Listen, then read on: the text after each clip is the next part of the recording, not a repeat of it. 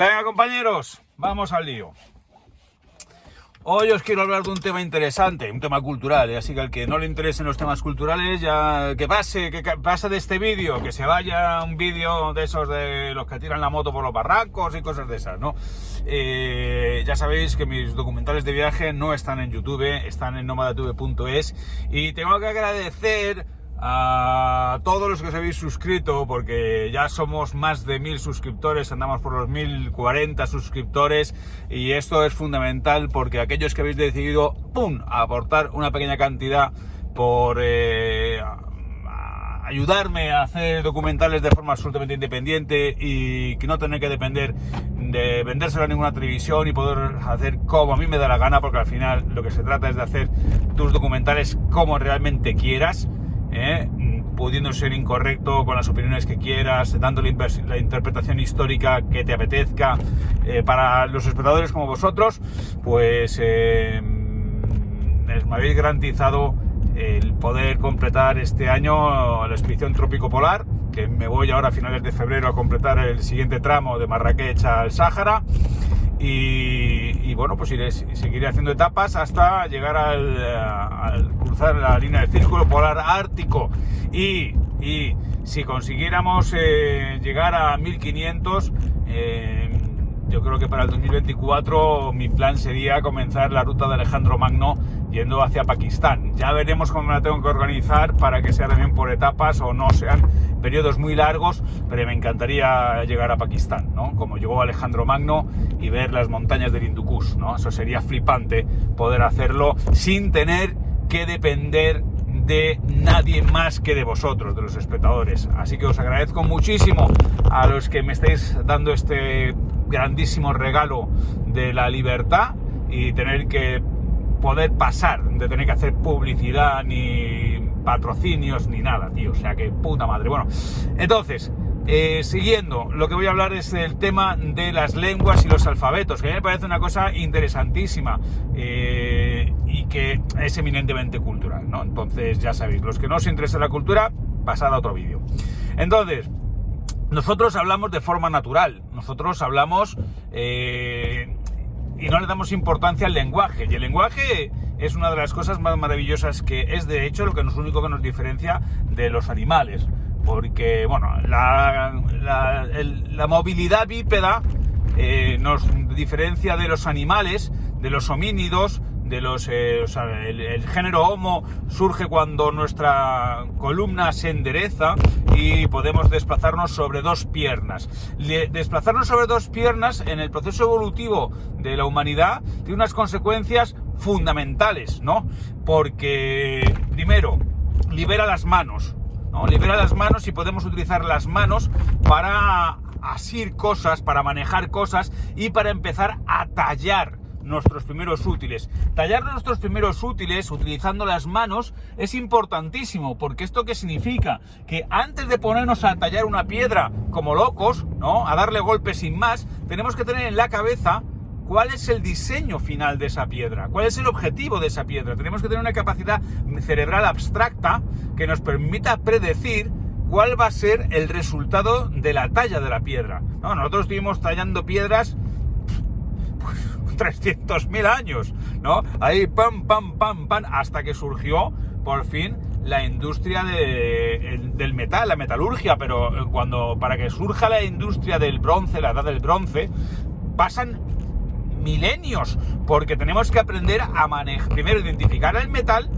primero los metales que son maleables por sí, el oro y el cobre, que simplemente a base de darle golpes podemos hacer piezas, ¿no? Pero después tenemos que empezar a manejar lo que son los hornos, la temperatura, y eso es una tecnología muy complicada, para fundir distintos metales, conseguir una aleación como es la del bronce, que sea más dura, ¿no? Y pasarían milenios hasta que pudiéramos aumentar la temperatura, controlar los procesos de fundición y desarrollar la industria del hierro. O sea, eso están milenios. Pero ¿qué pasa cuando el primer homínido, ¿sabes?, empieza a levantarse sobre sus dos piernas, y a desplazarse caminando? Pam. Bueno, desplazarse caminando tiene dos consecuencias fundamentales. Primero, libera las manos, ¿no? Y esto permite una mayor conexión con nuestro cerebro, ¿no? Pero después Otra de las cosas más bonitas es que cuando nosotros, en vez de andar como los gorilas y los chimpancés que llevan la cabeza sobre el pecho, la cabeza va delante del tronco, porque van así, ¿no? Con a 2 piernas y 2 brazos, ¿no? Entonces, ¿qué ocurre? Para sujetar la cabeza y que no se les caiga a los chimpancés y a los gorilas sobre el pecho, necesitan tener una musculatura nucal súper desarrollada, ¿no? Entonces, necesitan tener aquí unos músculos que sujetan sus cabezas y que impiden que caiga. Entonces, esos músculos, ¿dónde van insertos? Van insertos en la parte trasera del cráneo y se engarzan aquí, en lo que es la cresta sagital, ¿no? Entonces esto se engarza aquí y entonces tenemos una pared muscular detrás que frena el crecimiento del cráneo. Es decir, no puede crecer el cráneo porque está rodeado de una gran masa muscular. Cuando nosotros nos erguimos y mantenemos nuestra cabeza en equilibrio sobre la columna, ¿qué es lo que sucede? Que esta masa muscular no nos hace falta, por lo tanto desaparece. Y entonces, ¿qué pasa? Que empieza a crecer nuestro cráneo. Empieza a crecer nuestro cráneo y empieza a crecer la capacidad el volumen craneal empieza a pasar, pues, cada vez más grande. Entonces pasamos de tener 450 centímetros cúbicos de cráneo, de capacidad craneal, a lo que tenemos actualmente, que está entre los 1700 centímetros cúbicos, ¿no? O sea, imaginaros eso en una moto, la diferencia que supone. Pues eso es nuestro cerebro. Entonces, a partir de ese momento, nosotros empezamos a tener una función cerebral mucho más elaborada. ¿Y qué ocurre? Que pues, hay unas mutaciones genéticas que hacen que, por una parte, nuestra carótida lleve más sangre al cerebro. Y entonces nuestro cerebro empieza a evolucionar y hay un momento en el que empezamos a hablar. Entonces, hablamos los Homo sapiens, pero se supone, porque el aparato fonador lo tenían desarrollado, que los neandertales también hablaban. Entonces, en el momento en que surge el lenguaje, pues Dios, ya surge la civilización, porque entonces, ¿qué surge? La posibilidad de planificar nuestras partidas de caza, la posibilidad de contarnos historias, la posibilidad de crear mitos, porque entonces nos reunimos en torno al fuego, allí en la cueva, y entonces empezamos a contar, fijaos, acordaos cuando atacamos a aquel mamut y no sé qué, y mató a Pedrito, ¿no? Entonces, pobre Pedrito, tal, vamos a recordar a Pedrito. O vamos a invocar aquí el espíritu de aquel mamut que matamos para que vengan más mamut como él. O se ponen allí a pensar en cómo vamos a matar al próximo mamut para que no mate a 7 de nosotros. Vamos primero a tallar mejor las piedras, a hacer lanzas más largas y a establecer la jerarquía de la partida de caza, ¿no? Entonces, es flipante porque el lenguaje es lo que permite la creación de sociedades más complejas y más grandes. Entonces, pues, tíos, a mí me parece una cosa muy guay, ¿no? El lenguaje. Pero una cosa es el lenguaje hablado. Vosotros, los que hayáis tenido niños, veis cómo los niños empiezan poco a poco a balbucear, a decir estas cosas que no se les entiende, y después empiezan ya a utilizar las palabras de forma inconexa, mal pronunciadas, pero poco a poco van desarrollando ellos solos, simplemente de oírlo, lo que es el lenguaje, la capacidad de hablar, de comunicarse. Entonces, esto es muy chulo. Pero, ¿cuándo empiezan a aprender a leer nuestros niños? Pues hombre, eso lleva un esfuerzo considerable. Es decir, pasar de hablar a escribir lleva un esfuerzo que no tiene nada que ver. Se tienen que hacer mucho más mayores, hay que empezar a juntar las letras, hay que esforzarse, hay que estudiar, y entonces pues eso lleva más tiempo, es más complicado. Bueno, pues eso es lo que pasó con la historia de la humanidad. Y la historia de la humanidad es que nosotros empezamos a hablar, pero hasta que empezamos a tener alfabetos, tela. Hasta que empezamos a tener sistemas de escrituras, pasaron, nada, la escritura tiene una historia súper corta.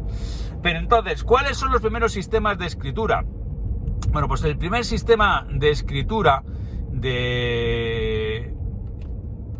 los sistemas de escritura se dividen en dos clases, fundamentalmente. Bueno, en tres, pero los más sencillos de entender son dos, ¿no? Los logogramas, que consiste en dibujar un símbolo para una palabra, es decir, los jeroglíficos. El sol, pintamos un sol, pues es el sol, ¿no? También la escritura china de ideogramas y japonesa, ¿no? Entonces, nosotros sabemos que tienen un sistema en el cual dibujan un simbolito para cada concepto. Imaginaos la complejidad que tiene eso, pero con eso iban funcionando. Pero después surgen los sistemas alfabéticos. Y los sistemas alfabéticos lo que hacen es identificar un signo gráfico con un fonema. Y entonces empezamos a construir la escritura, empezamos a construir palabras que las leemos y entonces suenan en función del sonido que le hemos asignado a cada letra. Entonces empezamos a construir las palabras que previamente ya conocemos por nuestro sistema hablado, o sea, por nuestro lenguaje oral. Bien, esto es interesantísimo, tío, porque todas las sociedades tienen lenguajes, pero en absoluto todas las sociedades tienen sistemas escritos. Entonces, los primeros sistemas escritos, ¿cuándo surgen? El primer sistema escrito surge con la civilización sumeria. Esto es alrededor pues de 5.000 años, hace 5.000 años, no más, 5.000, 6.000, 7.000 años, y se desarrollan la civilización, la escritura sumeria, hasta que, digamos, se consolida y permite, digamos, la redacción de poemas épicos, ¿no? De narraciones complejas, pues que son más de 1.000 años de evolución. ¿Cómo surge la escritura? ¿Por qué surge la escritura? La escritura no surge para contarse historias, no, la escritura surge simplemente como una necesidad administrativa. En el momento en que empiezan a construirse sociedades complejas, y estas sociedades complejas basadas en la agricultura y en la ganadería, que empiezan a producir excedentes, empiezan a generar riqueza, y en cuanto generan riqueza, ¿qué es lo que surgen? Los ricos. Los tíos que mandan. Entonces empiezan a establecerse las jerarquías sociales, porque hasta ese momento, ¿qué sucede? Que mientras nosotros somos cazadores-recolectores, pues hay una estructura social bastante igualitaria. Entonces, ¿quién manda? Pues el que más corre, el que más lejos lanza la lanza, el que mejor caza. A partir del momento en que se empiezan a producir ya la agricultura, nos quedamos en un sitio, ya no vamos continuamente a cazar. Entonces, ¿quién empieza a mandar? El más espabilado, el que cuenta a los demás que se habla con los dioses, el que, bueno, consigue convencer a los demás o a un grupo de que le apoyen a él, y entonces empieza a mandar sobre los otros y a organizar un grupo social más complejo. Entonces surgen los reyes, surgen los funcionarios, surgen los soldados, los policías y los sacerdotes. Entonces ya, ¡pum!, se monta una estructura. Y entonces, ¿cómo funciona esa estructura? Pues que los que curran alimentan a los que piensan, ¿no? Entonces, por ejemplo, para escribir un alfabeto, ¿qué es lo que te hace falta? Un escribano. Es decir, ¿qué hace un escribano? El escribano no planta, no siembra, no recoge, no caza, no cosecha. ¿Sabes? El escribano escribe. Solamente se dedica a eso, es un escribano profesional. Y entonces es el que puede desarrollar un alfabeto. Entonces, ¿qué sucede? Pues que a partir del momento en que empezamos a alimentar con nuestro esfuerzo a unas élites, pues esas élites cobran impuestos. Y entonces, ¿qué es lo primero que se empieza a escribir? La cantidad de impuestos que cada uno paga. Entonces eran alfabetos basados en logogramas, es decir, en signos, que es como si dicen Pepe 5 cabras. No dice más, ¿no? Son alfabetos súper taquigráficos y súper telegráficos, ¿no? O sea, son ideas muy sencillas. Pepe 5 ovejas. Es decir, quiere decir que Pepe ha pagado 5 ovejas, ¿no? O que Pepe debe 5 ovejas, ¿no? Entonces, ¿quién escribía con esos primeros signos de escritura o esos sistemas de escritura? Pues exclusivamente los funcionarios. O sea, nadie, muy poca gente conocía la escritura, porque no se hacía falta, solamente lo tenían que saber unos cuantos. Entonces, ahí surge la primera escritura, el primer sistema de escritura, que es el sumerio. Eso está en la zona ahora mismo de Irak. La escritura nace en Irak, ¿no? Bueno, pues de ahí se expande hacia otros sitios. ¿Hacia dónde se expande? pues se expande, por ejemplo, hacia Egipto. Y entonces ahí es donde, porque claro, los sumerios tenían vínculos comerciales con Egipto. Claro, en cuanto una sociedad ve que otra utiliza un sistema que es ventajoso, pues lo copia. Y entonces los egipcios empezaron a copiar los sistemas de escritura de logogramas, los sistemas de signos, ¿no? Bien, pero ¿qué sucede con los sistemas de signos? Que son muy complicados y son incompletos. Es decir, tú, por ejemplo, tú puedes escribir Pepe 5 gallinas, ¿vale? Lo puedes escribir con signos, ¿no? Pero escribas a una figura, ¿no? Pepe, ¿no? Escribes un número, 5, o escribes 5 palitos, y dibujas una gallina. Bueno, pues está claro, ¿no? Pero ahora, cuando quieres escribir cosas más complejas, pues por ejemplo, el concepto vida. ¿Cómo cojones se escribe el concepto vida? ¿Cómo se dibuja? No, es muy complicado. Entonces, ¿qué empiezan a hacer en estos primeros sistemas de escritura? Pues mira, por ejemplo, en el sumerio, la palabra ti significaba tanto flecha como vida. Entonces, una flecha es muy fácil de dibujar. Sin embargo, dibujar el concepto vida es muy complicado. ¿Qué hicieron? Pues, ¡pum! Brillante idea. Vamos a dibujar una flecha que va a significar tanto flecha como vida. Pero ¿cómo la vamos a distinguir una de otra? Le vamos a poner un puntito. ¡Pam! Esto es lo que se llama un signo determinativo. ¡Pum! Le ponemos un puntito, y si tiene un puntito, ti ya no significa flecha, significa vida, pero lo que hemos pintado es una flecha. Y ahí empiezan a surgir los primeros signos que no son propiamente logogramas, ¿no? Entonces son a través de los determinativos, y empiezan ya a generarse los fonemas, ¿no? Los signos que identifican fonemas. Entonces, en el alfabeto egipcio, es decir, no en un alfabeto, en el sistema de escritura egipcio de logogramas, no hay un sistema puro de logogramas, porque hay conceptos que no se pueden explicar solamente con dibujos. Entonces empiezan a introducir letras. ¿Y qué ocurre? Que allá por hace 1700, en el 1700 a.C., es decir, hablamos de unos 4700 años, ¡pum!, aparece un alfabeto. Aparece un sistema de alfabeto en una tribu semítica, también de entre la zona de Siria y Líbano. Entonces aparece allí el primer alfabeto de la historia. ¿Y este alfabeto qué es lo que hace? Pues los egipcios tenían 24 letras, aparte de los logogramas. Entonces ellos dicen, bueno, pues pasamos completamente de los logogramas, y nos quedamos solamente con las letras. Y entonces desarrollaron un alfabeto solamente con letras.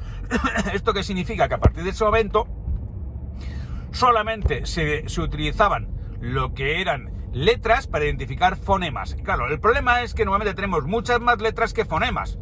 Entonces ahí es necesario utilizar signos identificativos. Entonces, por ejemplo, ¿qué hicieron los griegos, no? Porque lo flipante es que de este alfabeto original que se inventó allá por el 1400, hace 4700 años, por una tribu semítica, de este alfabeto derivan todos los que utilizamos en el mundo. Todos, absolutamente todos. Es decir, todos lo que son alfabetos derivan de este que se inventó en aquella región de Siria y Líbano hace 4700 años. Esto es flipante, tíos, porque nadie se puso a inventar un alfabeto, no un sistema de logogramas, ¿no?, sino un alfabeto. Nadie se puso a inventar un alfabeto por su cuenta. ¿Por qué? Porque resultaba mucho, una vez que tú conocías la existencia de un alfabeto en otra región, otro pueblo, otra tribu, pues te resultaba muchísimo más complicado ponerte a pensar en tu propio alfabeto original que copiar el vecino. Entonces le dedicabas mucho menos esfuerzo y mucho menos tiempo, ¿no? Pero hay creaciones absolutamente maravillosas. Por ejemplo, los griegos, ¿no? Los griegos empezaron con el alfabeto semita, y lo que hicieron fue a sus consonantes, como les faltaban las vocales, cogieron las de los fenicios. Entonces, los signos fenicios, que para ellos no significaban nada, les atribuyeron sus propios fonemas. Y entonces así surgió el alfabeto con consonantes y vocales. Es muy flipante esta historia. Ahí va. Pero lo que es llamativo es que de este alfabeto original surgió el alfabeto griego, pero también surgió el alfabeto latino, el alfabeto romano, que es el que nosotros usamos y es el que se ha aplicado en todo el mundo. Entonces, os voy a decir cosas que os van a resultar curiosas. Por ejemplo, los pueblos en Mesoamérica, es decir, en lo que es la zona actual de México, ahí se desarrolló un sistema propio de escritura, pero sobre el 600 a.C. Estamos hablando de que no se desarrolló un sistema de escritura por logogramas hasta 4.000 o 5.000 años después que en el creciente fértil, que en la zona de Euroasiática.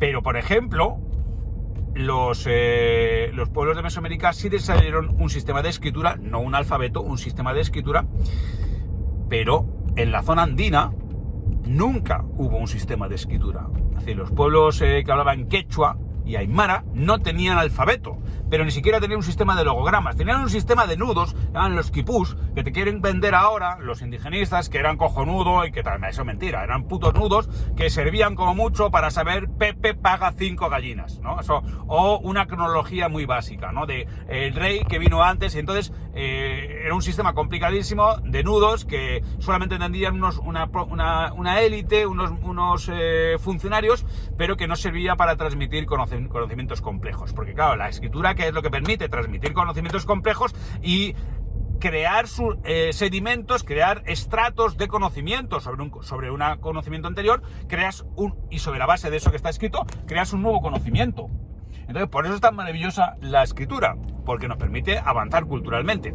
Bueno, pues, ¿quién escribió el primer alfabeto quechua para que se mantuvieran esas lenguas? Pues los religiosos españoles que fueron allí. Ya en 1620 se escribieron las primeras gramáticas en quechua. Es decir, la paradoja es que la historia de los incas, su genealogía, los reyes, sus mitos se conocen porque la escribieron los españoles. Y los idiomas quechua y aymara se conservan porque las primeras gramáticas las elaboraron, los primeros alfabetos se elaboraron por los religiosos para poder evangelizarles. Entonces, culturalmente están en deuda con quien se supone que fueron los malos que los exterminaron. Después, en Grecia, por ejemplo, se desarrolló un sistema anterior al alfabeto, que era la escritura minoica. La escritura minoica en Creta, eso es en el periodo arcaico de Grecia. Se desarrolló un sistema de escritura con logogramas. Este sistema de escritura con logogramas desapareció cuando llegó a crisis su sociedad por una serie de problemas que tuvieron tanto demográficos como económicos. Pues el alfabeto desapareció, o sea, el sistema de escritura desapareció y nadie sabía ni leer ni escribir. ¿Por qué? Porque solamente sabían leer y escribir una casta, de funcionarios que se encargaban de cobrar los impuestos. Y por lo tanto, cuando esa sociedad, esa civilización colapsó, pues colapsó también su escritura.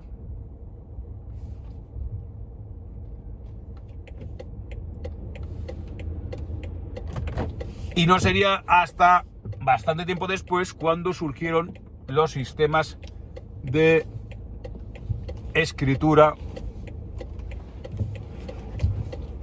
A ver, estoy intentando aparcar.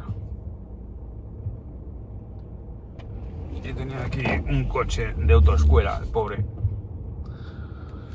Bueno, pues eso, hasta que no se desarrolló el alfabeto, pues los griegos, la clase popular, no supo leer ni escribir. Y el alfabeto, ¿cuál es la ventaja que tiene? Que es fácil de aprender. Y como es fácil de aprender, eso provocó que los sistemas de escritura que antes eran solamente para los funcionarios que servían a los ricos para saber quién pagaba impuestos, pues de repente los sistemas de escritura, los alfabetos, que son fáciles de aprender, porque una de las normas que tiene un alfabeto es que sea fácil de aprender. Lo nuestro es A, B, C, D, D, o sea, es como una cancioncita. No todos los alfabetos son como una cancioncita para que sean fáciles de memorizar. Pues a partir de ese momento en que se encontró un alfabeto fácil de memorizar, la lectura y la escritura se popularizó. Por supuesto, al principio no leía ni escribía de todo el mundo porque había que ir a una escuela y demás, pero no eran solamente los funcionarios y los sacerdotes, sino que de repente mucha gente pudo acceder a la cultura, y ahí es cuando empieza y nace la literatura, los contenidos de entretenimiento. Y esos contenidos de entretenimiento que intento currarme yo muy en serio, muy a saco, con mucho fondo cultural para que te entretengan y al mismo tiempo veas un barbas hablando que te haga gracia, pero que te cuente cosas que no sabías, pues eso es lo que yo estoy intentando hacer con la plataforma nomadatv.es. Entonces, como yo quiero ser libre e independiente para hacer contenidos libres e independientes que te interesen a ti en particular, que te diviertas y que sean diferentes de lo que consumen el resto, pues por eso yo solicito que colaboréis conmigo. Y que si me escucháis con atención, pues que me leáis los libros, que los podéis pedir en miquelsilvestre.com, y que os suscribáis a nomadatv.es para que podáis viajar más lejos y hacer contenidos más interesantes, porque no será lo mismo si yo voy a un sitio como Pakistán y te cuento las aventuras de Alejandro Magno enseñándote el Hindu Kush, que si tienes que ver un documental de Pakistán en el National Geographic que no te cuente estas cosas, o si quieres que yo te cuente las aventuras de Alejandro Magno metido en un coche. No es lo mismo. Así que ya sabes, coño, echa una mano, colabora. Very good.